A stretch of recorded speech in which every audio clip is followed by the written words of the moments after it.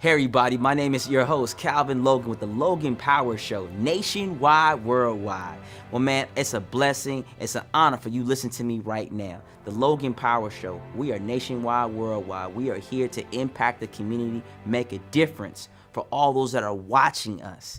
Always look us up at www.theloganpowershow.us. We're here to come into your household to make a difference in your lives. We're here to educate, we're here to uplift, we're here to make a difference in this entire community. This nation will know that to God be the glory. Jesus is the way, Jesus is the reason for the season. Today is the day to donate to us. www.theloganpowershow.us. I'm telling you right now, you sow a seed here, Bible promise return on your giving. We're here to make a difference. We appreciate all that you do. Going on YouTube, checking out the Logan Power Show. Hey, like us on Facebook at the Logan Power Show. We got our own supporterships page at the Logan Power Show supporters page. Call us today at 843-697-5545. Finally, again, email us at the loganpowershow@gmail.com. Well, I tell you right now, we're going to trust and we're going to lean on God. This show's going to make a difference. We're going to make it happen, family, and we do it together. We're going to make an impact in this nation and across the world. This is me, your host, Calvin Logan, nationwide, worldwide, the Logan Power Show. We love y'all.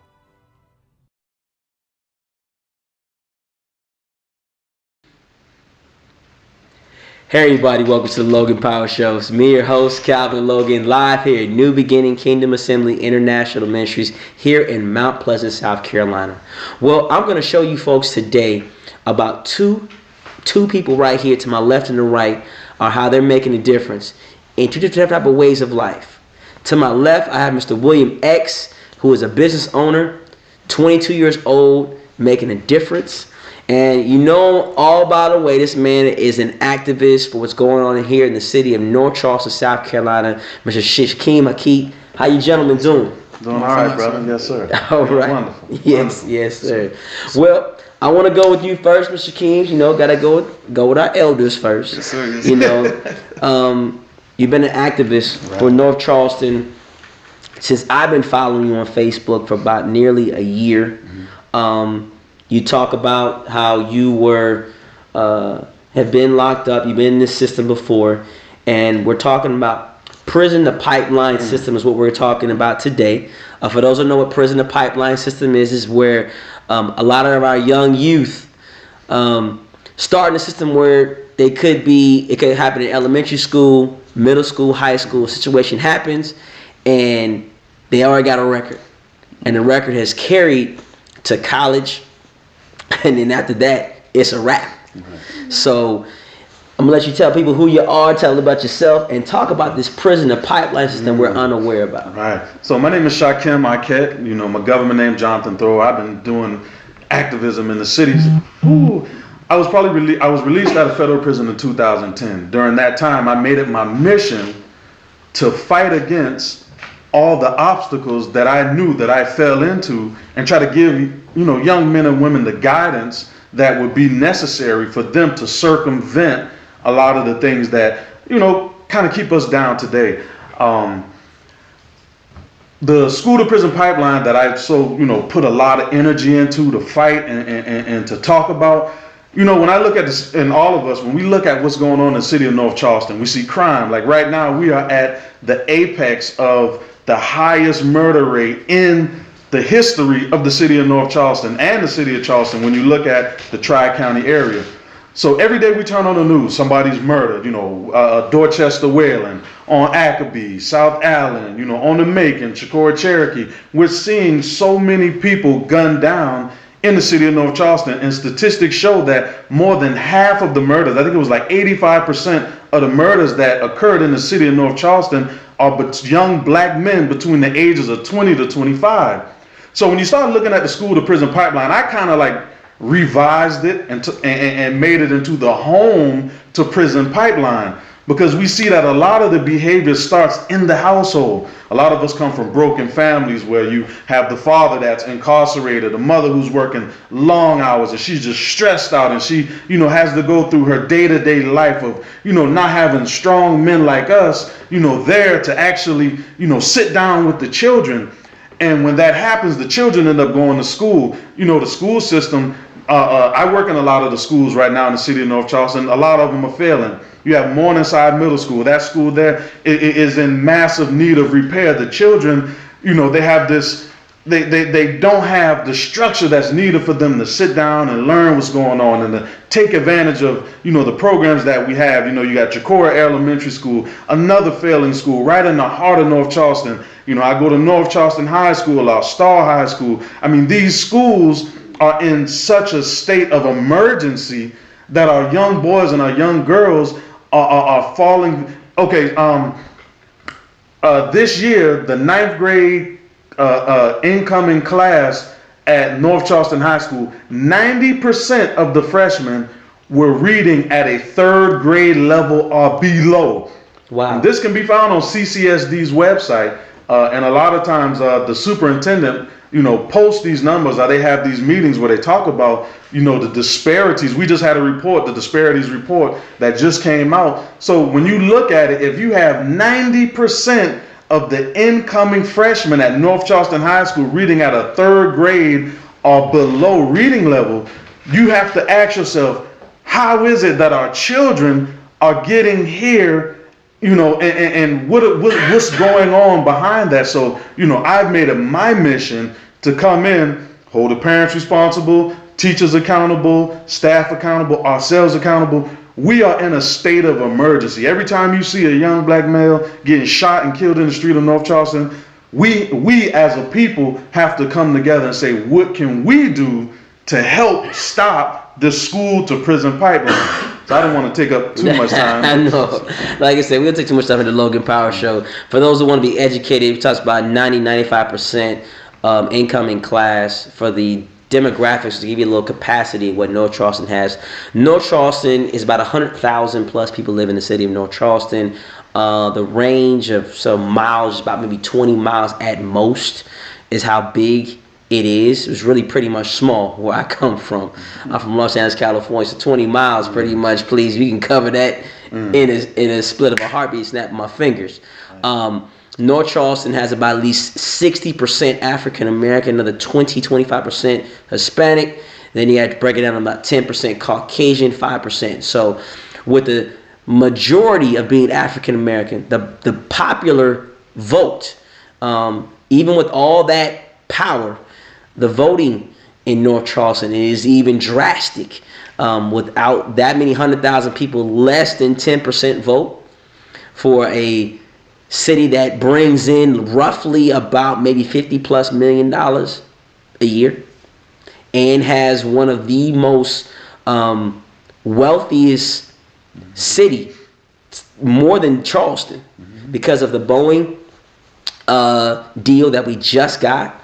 Boeing out those billions of dollars for that new 788, the new one that was just got there. That's another $20+ billion. But you think with Boeing and all those workers, you think 60% are from North Charleston or born and raised at the opportunity in North Charleston. It's a not. Most of the people that are hired at Boeing don't even live in North Charleston. Right. So just letting you know about, there's a lot of money. Ashley Phosphate Road. For those who don't know, that whole entire spectrum that gets you all the way from the Walmart down to about at least over about $200-300 million. Just that road, that long street, it's a whole bunch of money that's just sitting there, just property value money on Ashley Phosphate Road. So you think about that. So you think about the things that he's talking about. We don't have, in our school system, we don't start doing grades for kids till they get into the 4th grade. And I mean by the 4th grade is that from pre-K to 3rd grade is either like emerging, consistent, or behind. Grades don't start coming into effect until you get to your 4th grade. So really, technically, the child doesn't know the actual power of an A or B, C, D, E, or D or F, not until they get in 4th grade. So when he talks about a 3rd grade reading level, that means that the child's concept of elevation is way beyond the time. So when you tell him, hey, I want you to get to the moon and tell me the distance on how it takes for me to get from the earth to the moon, that means that child can't even read how to get to that level. That's how bad it is. A third grade reading level means that you're still reading Dr. Seuss books at the lowest level. That's how bad it is. Cat in the Hat. So we're not even, the mind elevation is not even there. So we think about ninth grade. Ninth grade, you should be already in the algebraic level. The reading should be more of world history, U.S. history. We got to think about this. Science. We're just getting to the, you had the physics or chemistry. One or the other you about to hit in the ninth grade year. So you got to learn about this periodic table. How this thing works. H2O. Do you know what this thing comes in the base? So those are the kind of things he's talking about. That's an epidemic. Right. So with this epidemic you're talking about here, and you mentioned of how bad it is, and you said I'm gonna hold the parents, teachers, staff accountable. Question is, how do you hold someone responsible for a system that really must ride you through, right, till you get into high school? Right. And that's a good question, right? One of the things that, from speaking to teachers, a lot of educators who are in these failing schools, I sat down and, through observing and observation and also, probing and just kind of get information. One of the main things that the teachers say is keeps failing classrooms failing is that they have to spend in a class that's an hour long, maybe 30 to 45 minutes just dealing with discipline issues. So a lot of times, as parents, we don't understand that when our children are disruptive in class, it's not only affecting that child, but it's affecting all the children in the class, so it's preventing them from learning. So if a teacher has to deal with your child in particular who's always, cutting up, doesn't want to learn, whatever the case may be, it's affecting the other students. So whenever we start talking about parent accountability, they do have positions in the schools. They're called the parent-teacher advocates. One of the things that I learned from talking with a lot of the parent advocates is that the mothers, because a lot of times the fathers aren't there. Remember, we're dealing with broken homes, so a lot of the mothers, they have the school's number blocked because they're tired of receiving phone calls every other day from the teacher and the principal. So there's an automated number that the schools normally use to call. The parents would have these numbers blocked. And one day, there was a fight in school, so we ended up going and meeting with the parents because I do a lot of volunteering. And don't you know, we called one of the parents, and the lady told us on the phone. She said, "You know what? Send him to jail." Now this is a young guy, he probably 16 years old, had an ankle monitor on because he was on house arrest for armed robbery. And the mother actually said, when the principal and I sent the phone call out, and the mother actually said, "Listen, I'm tired of him. Call his probation officer, send his butt to jail."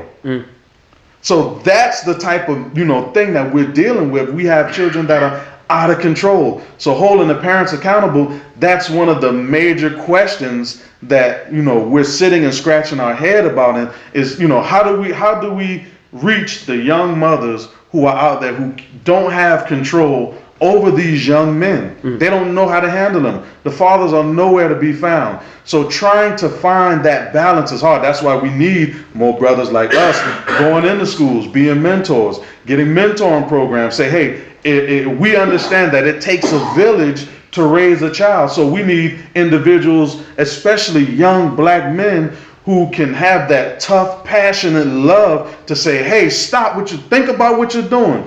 You want to fight? Come on, fight me. Sometimes that's the type of tough love you got to have. Like, 16, you mouthing off, come on, fight me. If you want to fight, come on, let's fight. But I'm going to love you at the end of the day. But, we got to somehow get this tough man mentality, get it under wraps, show them the value of education and what they can do when they apply their minds to it. A lot of times, they bring these STEM programs in, which are good programs. Science, technology, engineering, math. These are good programs. We just had the Center of Advanced Studies being built at North Charleston High School. Wando has it. So these things are being built for them to take advantage of. But if they don't understand the value of education while they're young, they're never going to take advantage of it. And all they're going to do is end up in the school to prison pipeline, and not to belabor the point, but like you were saying, when we have these children, they go in school and they fight, they give them criminal records. So, you know, you're being charged as an adult at 17 years old. Now, what happens when you graduate from school? You got to get a job. The job says, have you ever been convicted of a felony? You got to check yes. So they're already starting off at a disadvantage. So, you know, the way that we can really get out of it is by having young black men get involved in the schools, going down there and saying, because a lot of times, to be honest with you, the mothers don't care. I mean, I got to be honest with you. When you go into school and you have these young gangsters and you have brothers who come down there and say, we're going to mentor, the mothers say, fine, take them. They don't care. You can go down there and get 15 young men and start doing whatever it is you want to do. The mothers are totally for it. They don't care. They bring them back. Hey, whenever you bring them back, that's fine with me. So I got it. Well, hey, everybody, like I said, we're going to be right back at this quick commercial break.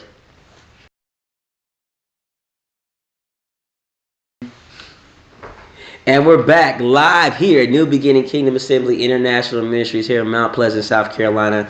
We're talking to Mr. King, who's talking about the prison, the pipeline system. We'll get back to it. But I'm going to flip it to the other side. A young brother here to my left, he's got his own business, 22 years old, making a difference. We're going to show that there are young people that want to make it. Mr. William X, what's going on, sir? How you doing, brother? Good to see you today. Good to see you as well, sir. All yes, right. Sir. So tell us about yourself, about who is William X, and tell us about your business, your transformation.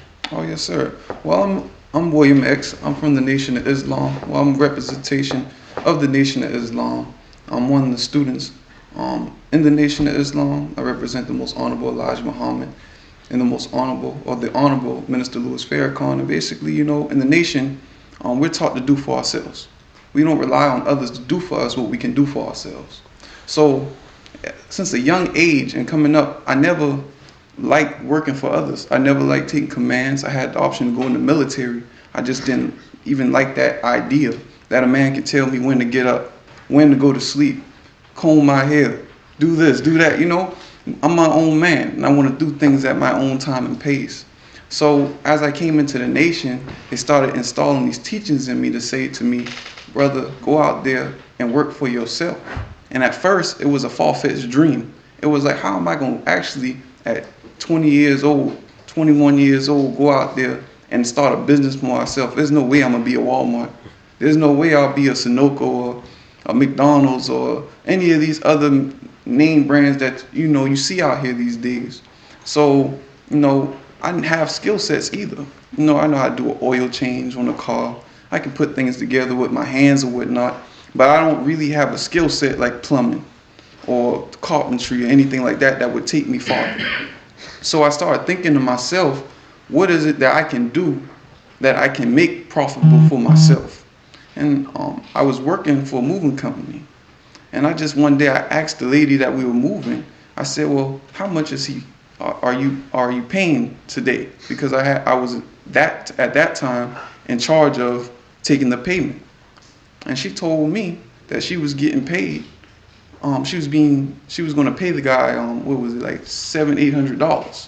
Well, I knew I was only making $10 an hour, and I was out there working 5-6 hours lifting this heavy furniture, and I'm making $10 an hour. So I said, well, I'm doing the work. I can do numbers in my head. I ain't slow or anything. Why can't I do the moves myself? So it turned into something I went and do. And one day I said, man, I got tired.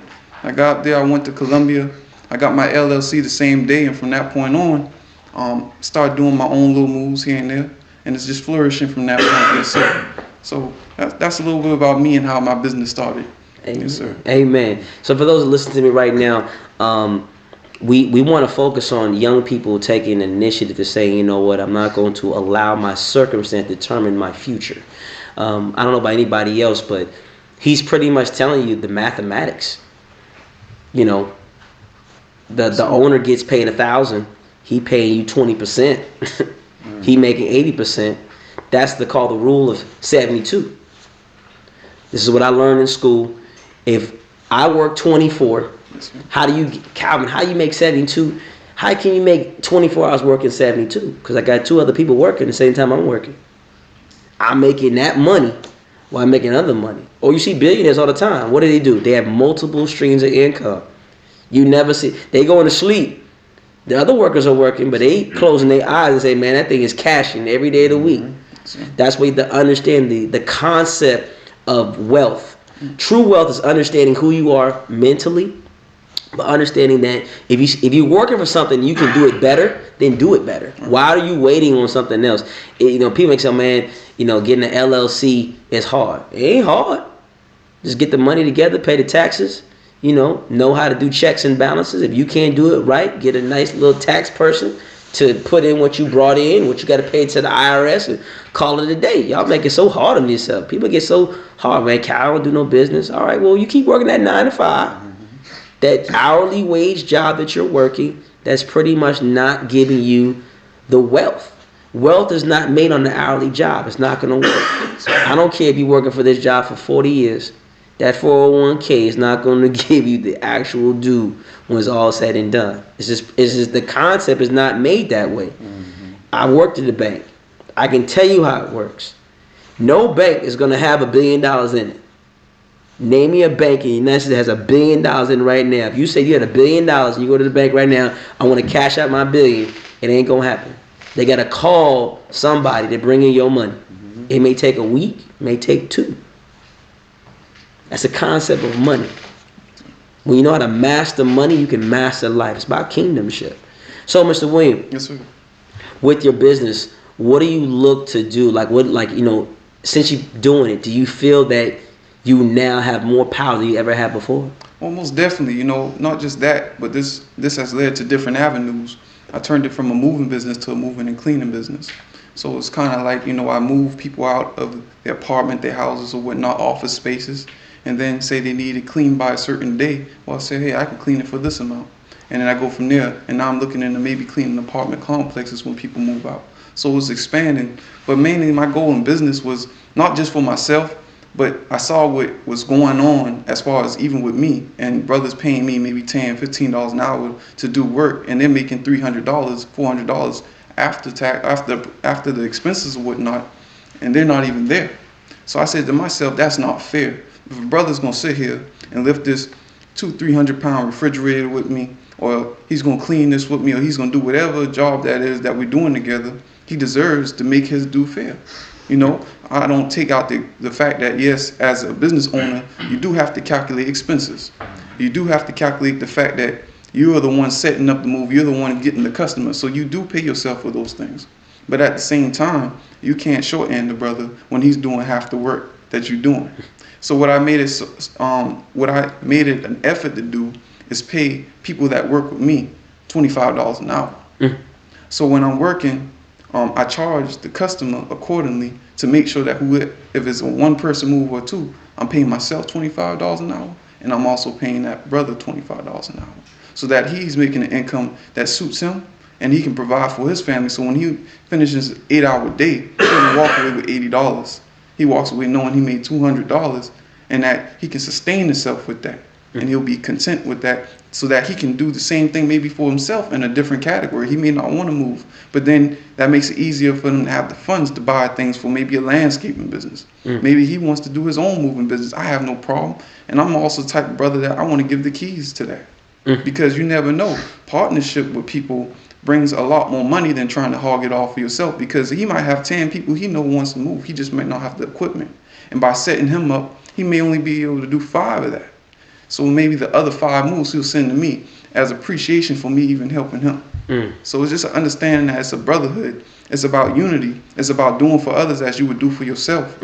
And also not being stingy, being greedy about money. It's an understanding, brother. Yes, sir. What's called as crabs in the barrel mindset he doesn't have. He's all about kingdom. When you're about kingdom, you bring brothers like this to your show. Because see, I want this young brother at 22, by the time he hits 30, he's already making 7-8 figures. So by the time he gets to that level, you think about it, if a person's making $25 an hour, South Carolina minimum wage is about $7-8. That's $17 more than what the state of South Carolina is paying. Who want to work for a guy that's paying me $25 an hour? I know a lot of people say, man, I'll sign me up today. Get the belt on. You know what I'm saying? We're going to tighten this thing up. You know what I'm saying? Do my little push-ups, get my weights together. You gonna work hard, you play hard, but $25 an hour, sign me up, you know. But he's thinking about kingdom. See, kingdom means is that if I rule this land, I'm gonna make sure I take care of my people that come with me. See, kingdom will teach you that you bring everybody. It's that Solomon mentality. Solomon, his servants lived better than most of the people that was outside the kingdom. So that's where we understand kingdomship. When we understand kingdom, that capitalism that the United States teaches us doesn't work. You know, givers are always going to be at the top of the game. I give an example. The Amazon CEO, he's worth $100 billion. Absolutely, man. I would like to be there too. Bill Gates is about $10-15 billion less. Warren Buffett's is number 3. All right, we cool. We fighting to get to the top. But the Bill Gates and Warren Buffett mindset was that I'm giving half of my money away or give it. And the Bible tells you, give and you shall receive. So you could give $500 million away, but God has to give it back to you. It's a biblical principle. And the thing about it is people have not understood it yet. Why are we sitting around here understanding that giving is not just a day? Why are you worried to Thanksgiving to one day? Why are you constant on Christmas to one day? See, the brothers like this, I like brothers like this. Like I said, you know, we can have a difference of opinions of what we have religion-based, but I want to see him grow because his mentality is kingdom. See, I'm all about the kingdom. I don't really care how he looks, but he looks like he has it together. He's 22. Some 22-year-olds don't even got a business. He got an LLC with no degree. Some of us got a degree, can't get an LLC. Oh my goodness. I think I'm clowning half the folks. What? His brother 22 years old, didn't go to no college, no nothing, and got an LLC. Some of us been to college, all that kind of stuff, and don't even know how to even do the paperwork. Let me add on. Go ahead. And one thing that he said that really struck me, right, is, you know, coming out of school, having to learn skills, really not having, you know, anything marketable, but teaching yourself, that's very powerful. Now, what we have at our disposal now in the trade schools that they're building are allowing our children to take advantage of these things while they're still in high school. Like when you look at, we went and looked at the Center of Advanced Studies here at Wando, because at North Charleston, we want to kind of duplicate the same things.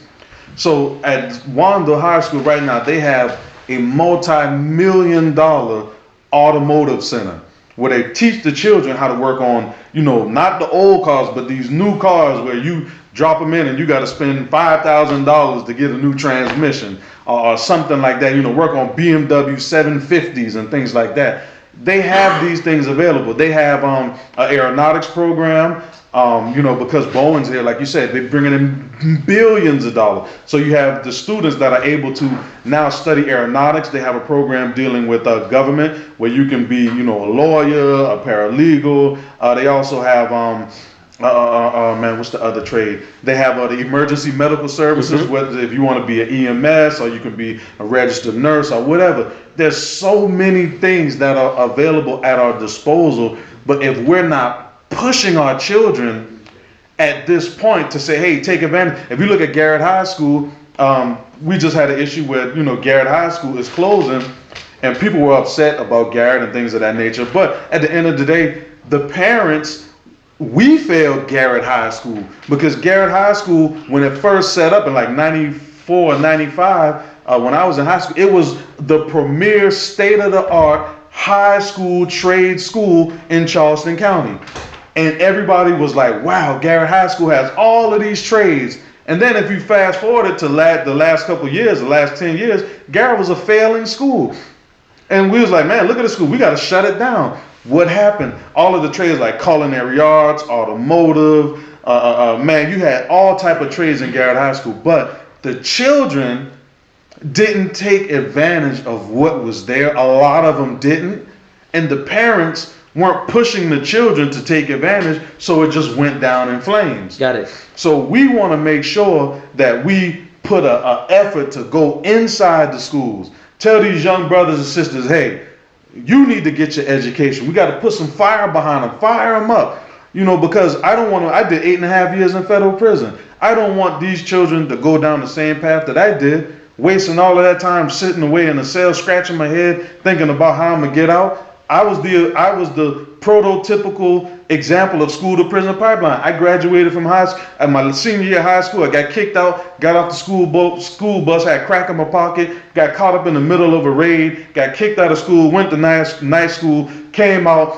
2 years later, got caught up in a federal conspiracy off the prison. Now I had to restructure my life, get myself together, and say, hey, and motivate myself. So now the thing is, if we could keep our children from going down the same path, we'll be wonderful. We have to stop letting, a lot of times the teachers that are in the classroom, they don't want to deal with a lot of the behavior issues, right? And when the parents don't get involved, the only option that the teachers say is, okay, well, give them some dope. Give them some medicine, drug them up. The ADHD. I don't have time to deal with this parent. The parent doesn't want to respond. Guess what? The only thing that's going to keep this child, calm in classroom is if we send him down to medical, give him a shot, and make him and bring him in the classroom and he's drugged up. So, a lot of times the parents accept that, and the reason why they accept that is because now the child is actually calm, and they just drug out of space. And when I sit in the classroom, when you could tell the significant difference between when a child has the medication and when they don't. When a child, you could tell when a child missed the pill line because they all in class, jumping around and so now all of a sudden they go down to the nurse's office, they come back in class after they get the medicine. And that's and even though we disagree and we know that it's wrong, when the parents don't care, and the teachers are tired of talking to this child, the only thing left is give them some drugs. That's why I urge young black men, because they said, okay, another thing they had in the disparities report, only 1% of the teachers in Charleston County are black men. 1% of the teachers in CCSD are black men. Now we got to ask ourselves, why aren't black men being teachers? Why are most of the teachers in the school district women, white women? Then you have the black woman, but why aren't you why aren't I a teacher? Why aren't you a teacher? Why aren't any of us black men? Why aren't we teachers in the classroom? Because we are the ones that can have the greatest impact when dealing with our young boys. We are the ones who can, calm down now, we're the ones who could actually make that difference, and that's what they need. So, that's what I'm encouraging us to do today. Go into schools, talk to these young brothers, pants sagging. We took a gun off a guy at North Charleston High School about 2 months ago. Another one shot himself accidentally in the leg and took off out the school, had a gun on him in school. These children are bringing guns to school. We just had a situation, the boy at Starr High School took a selfie pointing a gun in the mirror at Starr High School. These young men are carrying guns to school. I mean, they're not playing. And a lot of times when I have to confront issues, I have to think in the back of my mind, man, this little boy got a gun? You know what I'm saying? That's the state of emergency that we're in right now with our young black men in this city. We're not talking about Chicago. We're talking about North Charleston. Yes, sir. Absolutely. Yeah. So it's a catastrophic situation. For me, I've been teaching since I've been 16, teacher's assistant. I haven't done like full teaching. I know my wife always tells me to become a teacher. I help a lot of things with kids. I know I have a program that I wrote up. It's like 90 days. I can teach a kid from 90 days. I don't care what age they are, to how to become a better person in 90 days. I learned in the Marine Corps. I learned that through biblical terms as well. I can teach them biblically how to grow in 90 days and become a transformation person. This is what I tell people right now, for parents listening to me right now, anybody else, to fix the system that you're talking about. When you have a child who is at the highest level, that means you either find that they're a visionary or an oddity type of individual. So if they're a kind of person that's on the high end, that means you got to change the classroom around.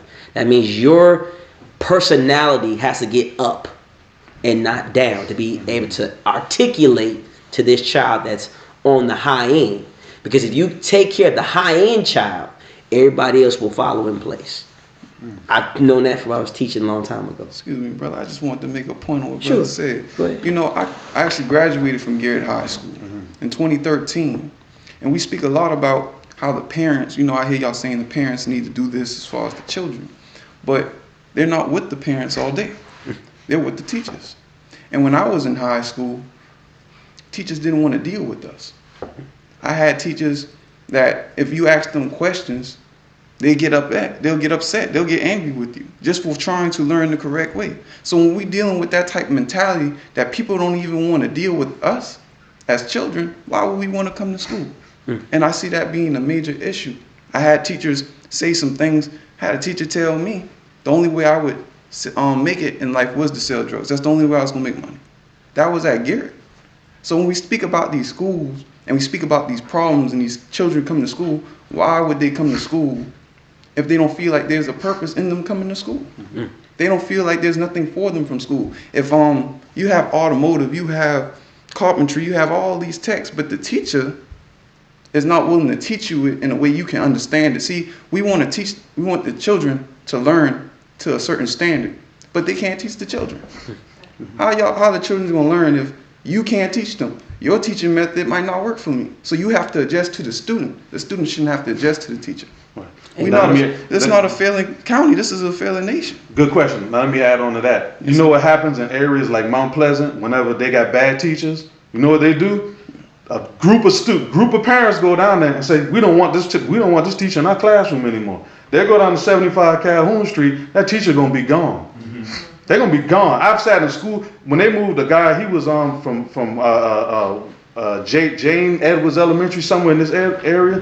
They said they was gonna move a principal out of the school, and the white kids say, hey, we don't want this principal moved. They packed 75 Calhoun like crazy. 200 of them said, you get rid of this principal, it's gonna be some stuff going on here. But when they closed down Lincoln High School, guess what? No uproar. When we look, the parents sat down and watched Lincoln High School just go from top to bottom, no outrage from the parents. We sat back and watched Garrettfield, top to bottom, no outrage from the parents. So still, even in your situation, I definitely understand what you're saying, because that's a problem. You have bad teachers, but still, if a parent knows or the parents know that you have a teacher that's listen, at North Charleston High School, and I'm for the first quarter, they did not have a math teacher. Honors geometry. We went in that, and I sat down and I said, man, how in the world do these children not have a math teacher? So when finally I asked the teacher, I was subbing in the class, I asked the student, I said, y'all parents know y'all don't have a math teacher? Guess what they say? Yeah. I said, well, what does your mom and dad say that knowing that you come to school and don't have a math teacher? They upset. Okay, what's going to happen? So I ended up going to the lady from the school board, and we ended up complaining, and in 3 weeks they had a math teacher. So now again, like I said, I totally agree with what he's saying. If the teachers don't want to be there, then the children aren't going to want to be there. But if the parents get, if you see that there's a teacher that's inept, that's, saying something wrong to children, we need to be down there immediately and say, yo, because this is our environment, this is our people, this is us. Hey, get that teacher out of here right now, because they don't need to be teaching my child. Brother, may I point something out, brother? Okay. You made a beautiful point. And one thing I want to point out is he's totally right. But you have to look at the situation that the parents are in. As we're speaking about the prisoner pipeline situation, fathers are in jail, fathers aren't there, people don't even know who their fathers are, right? So how is it you ask a single mother, your bills is $2,000 a month, you making $10 an hour, so you're making maybe $1,400, $1,500 a month, so you got to work a part-time 2 jobs, so you have to either work 2 jobs or at least a job and a half just to pay your minimum bills. And you want them to take off their time from what they're doing because the man's not there 9 times out of 10, not always. But for instance, in a situation with my mother, she worked 3 jobs. She had a house mortgage to pay, she had a car note to pay, she had car insurance to pay, she had to keep clothes on her back. She made too much, so she couldn't get government assistance and EBT. So there wasn't the option of, I can take off from work. It wasn't the option of, I can show the concern. Yes, there was concerns about things, but they couldn't necessarily make that sacrifice because living from check to check, You take off from work, you miss 90 a day of work might not be nothing for some parents. They can do that, and if they can do it, they should do it. And I agree with that. But some parents, they might take off from work, and they might not get their rent paid. They might get evicted the next month. We don't know people's situations. So that's another point that I'm making, or another perspective that I look at it as, that these parents are dealing with things themselves. And there's a reason, there's a condition, if you look at it, it's not just the students are in bad shape, the parents just as bad. Parents smoking weed with the children. Yeah. You know? Parents cursing, they encouraging this stuff. This isn't just the children and whatnot. They come from a household of drug dealers. They come from a household that's been like that. But why is it like that? They don't know no other way to get money. Nobody teaches, especially us black people, they don't teach us how to make money. Nobody ever told me about no LLC till I got in the nation. Nobody never told me it only costs $150 to start your own business. Nobody says that to us. Nobody told me how to do certain things. I had a black automotive teacher, and he taught us best he could with all the disciplinary problems. I was still able to learn just the fundamentals of things in dealing with a car. But I walk up the hallway, and I'm looking at these other brothers and sisters in those classes that got a white teacher, and it's not to be racist, but they just sitting there. They're not going to deal with them. They're not going to teach them. If you're not quiet, you don't do it the way they want you to do it, they're not going to adjust to you. You're going to adjust to them. And like I said, a lot of times the parents are in a situation where a single mother on welfare living in assisted housing, she can't necessarily leave her job. You got a lot of times these parents told you, you leave work, you fired. Right. Then what do we tell those parents when now you come to a school meeting, they don't necessarily see it. And even though it may just be that important where they should even take that risk, a lot of people ain't willing to take that risk because of the position it puts them in. Wow. So while I look at everything and this prisoner pipeline thing, it's not just about having something set up for the children. It's about an education that needs to go on with the parents. It's about an education that needs to go on with the children, but it starts at home with the parents. Because unless these parents understand how to be a parent or what they can do better as a parent, and we come together as a community of people, we will never progress as a people, and we'll be in the same condition. Because if this student knows all of this, but he keeps it to himself, his children may do good, but what does it do for the rest of everyone else? I think you're hitting right on the point to where I'm getting at that. For me, I'm gonna tell you the simple formula is that to break this particular barrier. But hey, what we're gonna do right now, we'll be right back at this quick commercial break, and we're gonna finish up what we got going on here. Yes, sir. Hey, we're back live here at New Beginning Kingdom Assembly International Ministries. Man, I'm having a good time here, but we know time is about to come to an end. But I got the answer for you. The thing I did for the 90-day program I talked about is going to definitely help out. And definitely want to know about, hey, I'll let you know about this, but I'm going to let you know this right now. It's simple. This is what I learned a long time ago. I know my beliefs in Jesus Christ, my Lord and Savior, but I'm on this also as a leader, as a man. I have 3 kids that I raised. But I learned this a long time from my dad when I was in elementary school. My dad was very fortunate. We were very fortunate. My parents were together, married. The Jeffersons, the East Side, that deluxe apartment on the sky. So we lived it. My parents had it like that. They a lot of my friends used to call me like, man, I live in a community that was majority. You had to have money. A lot of more Jewish, Asian brothers and sisters, and there were only a couple of us black people there. I remember LL Cool J had lived in an apartment building that's close to us. It was the time, 80s, LA. So I learned from my father, he taught me this. He used to come to my school once a week. My mother's teaching the same school I taught at, I went to for 6 years. My father had an implement to say, I'm going to come to school once a week. And what he did was come in and he put that time in. And I had other gentlemen, like one of my biggest mentors was the janitor at the school, Vietnam vet. He taught me about life. Calvin, if you got the keys to everything in life, it's good to go. I literally used to mop the floors with him and just learn. That was my whole thing. Like the lady who's cafeteria, Miss Hart, taught me about life. That dollar for that breakfast or lunch has come here early in the back end. So the problem is we don't have people that have that I care about you like you my own child. That's the mindset we don't have anymore. It's like this. If I see William X going through, you say your mom's going through, and I do this with all my kids. All my kids, all their friends, I go to their school and I volunteer. See, my thing is, when I told my wife, my thing is called my 3-day rule. I will give my kids 3 days out the whole entire year to invest in their school for the whole day. Now, I'm fortunate if I can do more than that. But I say these 3 days, Father, Son, and the Holy Ghost. The reason why I do that is because I bring a presence in there. It's a big thing when a father comes in and you can stop a lot of madness that a mother cannot do. Because the authority level is not really being given like it should have been. Because the respect level that they don't have. I remember when I taught kids, when the man came in with a shirt and tie and he was the teacher, kids act like, oh my God. We don't see you come. You're like a foreigner coming to our land. But I've said like this, me more getting involved with education, people fear guys like me. Because I know a lot, but I'm here to help. Right. With no type of conviction. See, I can be a teacher's assistant for a long time, and I don't need to have a title, because I come in my kids' classroom, their teachers know I'm there for them, and they know, hey, I'm here to help. Yeah, my son or my daughter, they're great kids. If my son act up, hey, I'll take care of him, but you're not gonna label mine. That's a difference. I see a lot of labeling. Well, that's a trouble kid. No, it's not.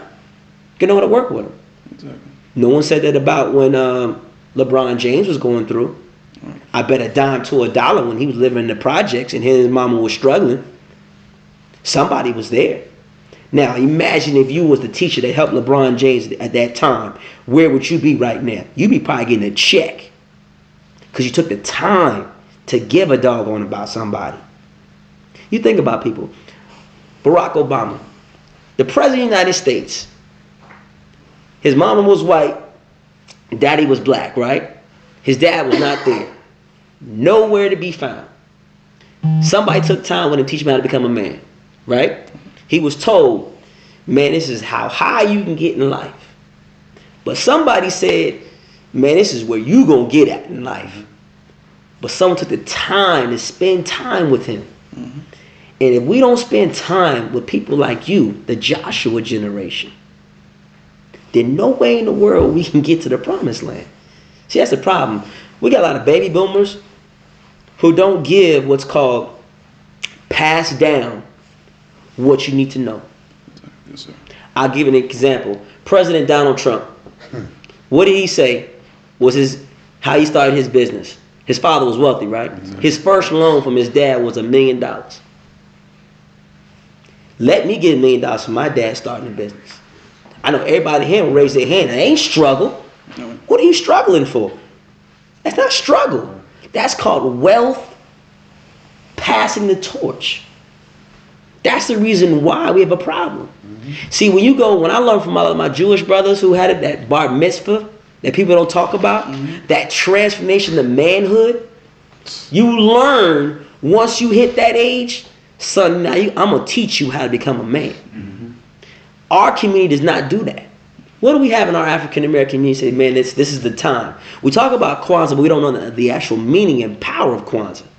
We don't talk about, for instance, the power of Black history, not to be Black History Month. See, it's amazing we only get 28 or 29 days out of a year. You say you'll teach it and cram it all in 1 year.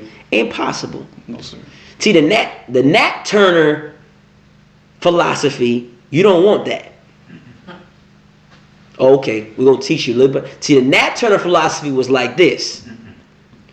Biblical principle he taught. But he tried to teach you biblically. They taught certain parts of the Bible and say, well, the slave master. But he didn't teach you that you're not supposed to be a slave.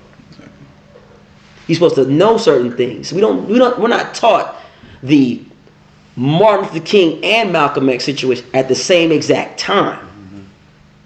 Oh yeah. See, take it by violence. Vengeance is mine, says the Lord. The problem is, some of us don't want to get dirty. People say, I'm going to march. It's more about marching. It's about your money. If you hate something, it's not about just my child and me. If I see a child going through, I'm going to stand in the gap. Because I don't care what you say. See, the problem we don't do is we don't stand up for the other child. You worried about yours. I don't care what they look like. It could be black, blue, brown, or white. At the end of the day, every kid's going to know this. Mr. Logan always spent time with me, if it was 5 minutes, 5 seconds, hours in, to teach me what love looks like. Because I want kids to understand you got a better life than this. The problem is, until we got teachers to have the initiative, so we got to go back to old school. See, old schools have people like him and say, well, this is what federal prison is. Wake up call. So when you got problem kids, there's a program that we call, it's called Youth Challenge. They have it in Columbia. Teach kids how to get their GED. I worked that program in the military, in the Marine Corps. It's a program that pretty much parents of the kid is lost, I'm going to send them there. But they'll teach them how to become who they are, boy or girl, to get their degree and move on. We don't do that anymore. We don't have these programs. We talked about Mount Pleasant, the have and the have-nots. I worked in that system. Them parents about that money. It costs $6,000 if you want to transfer your child from North Charleston to Mount Pleasant. $6,000 out of pocket. They don't tell you that. The transfer fee process. People are willing to pay to live in the public school system. See, people don't talk about public school system is going to fail because you know why? Because people are not investing anymore. Our own director of education, she's out of touch. She wants charter schools. Yeah, you got charter schools. Because charter schools can decide who they want to bring in. No, I don't want you. I don't like you. You're too black. Too Latino. You're too broke. I don't like the way you came in. You didn't kiss my tail. I don't want you in my school. It's a privilege to come to my school. You owe me something. See, education. Ask you this last point before we go. Who's been in the library lately? Yes, The answers are all there from top to bottom on how to live. The problem is we're not there. We're not flooding the library. We should be killing up the library right now. Taking every last book from top to bottom, pulling, grabbing it, tugging it, giving it home. Saw the lady with Hidden Figures. What did she do? She stole the library book. But the library book told her how to do the IBM. See, those stories, you don't find out till later on. See, history will tell you that African Americans have paved the way for making America great again. See, when Donald Trump said, "I'll make America great again," you should reverse it. Say, yeah, we're going to make America great again because we finally have woken up. Now it's time for you to start to vote. It's time for you to start to march. It's time for you to start to make a difference.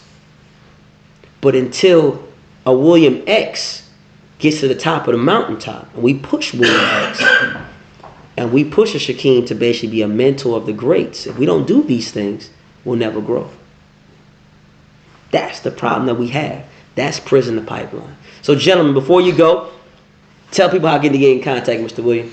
Yes, sir. You can go to www.noycharlestonsc.org, or you can email us at that address, or you can just call the local mosque phone number. We meet at the Residence Inn right there off International Boulevard in North Charleston. Every Sunday the meeting starts at 11 o'clock. Anybody's welcome to come out. Yes, sir. Amen.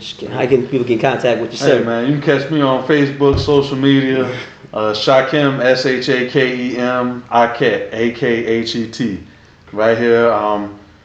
Love mentoring, going to the schools. That's our focus, trying to, get his young brothers and sisters some self-pride and get them on up. Amen. Amen. It'll happen, ladies and gentlemen. These next 4 years, I'm telling you right now, it's the time where you need to educate yourself, invest, buy property, buy business, start a business, learn. The book is there for answers. Trust me. God has given you every answer to make it happen. So all the time I got, my name is Calvin of the Logan Power Show, nationwide, worldwide. We love y'all. We elevate you. We appreciate you. We'll see you next week. That's the day.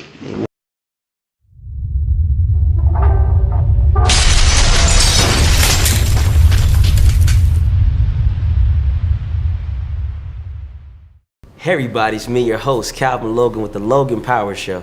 Well, I thank you for just listening into what I got to tell you today. I remember when I did this show October of 2014, I was thinking inside of myself, television.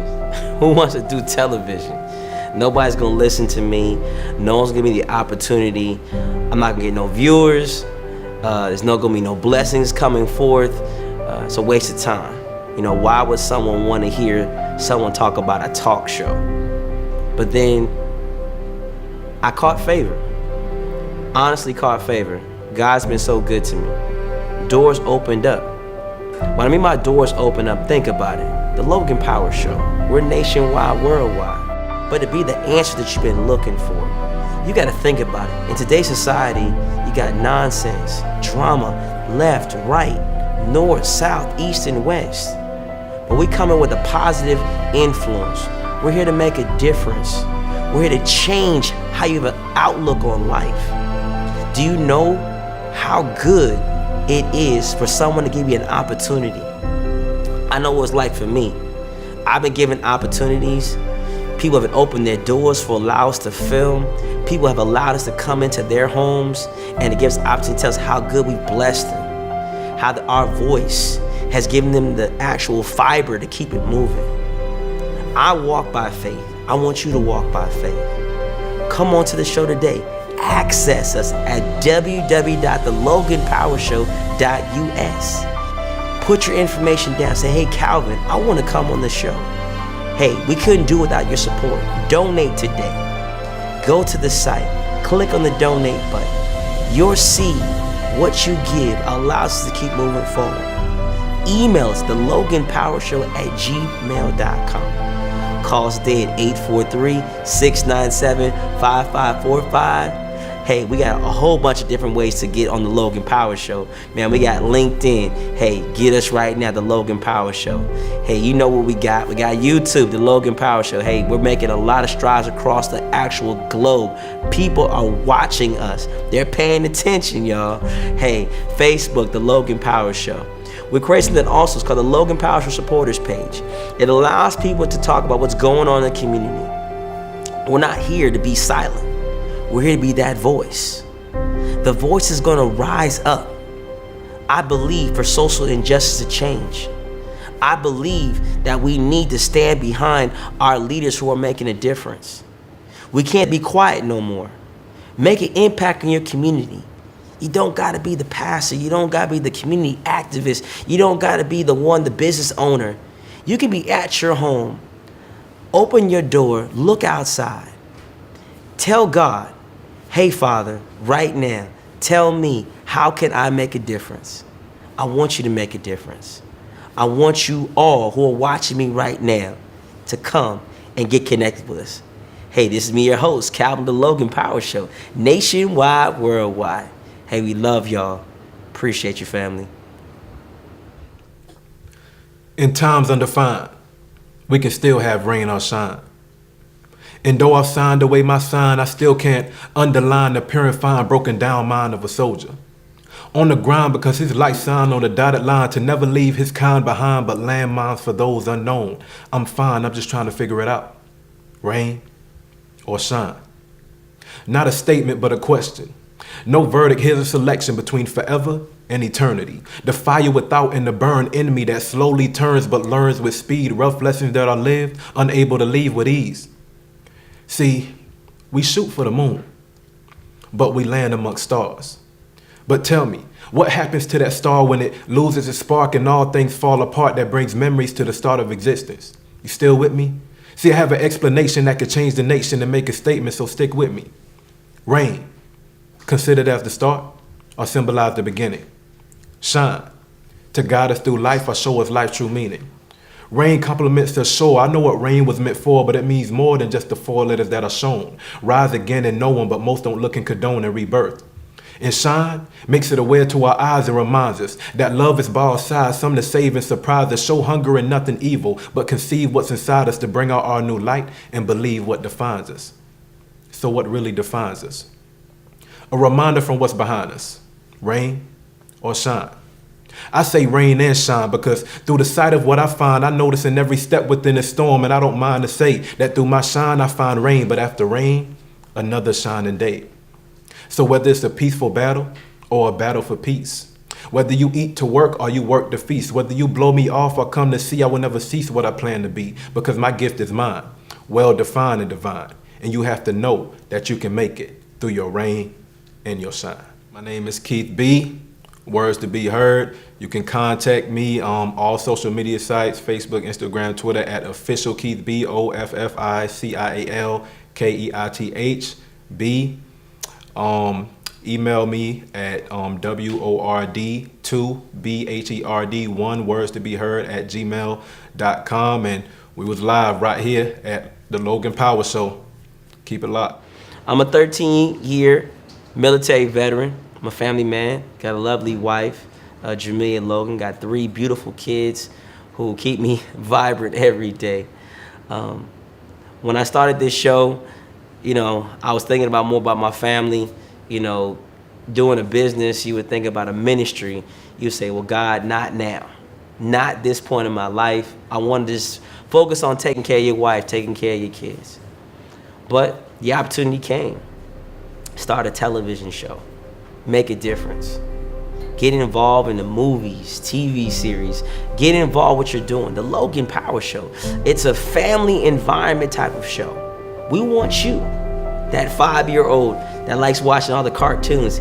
We're going to speak to you. That person who's 99 years old and say like, hey, you've forgotten about me. I'm speaking to you. And I got everybody in the middle. This is a family show where we're going to enlighten you. We're going to give you what you've been looking for. Man, something I can turn the television on and I can see something that's going to reflect on how things are going on. There's no drama, but it's solutions, real solutions. We're here to make a difference in your home.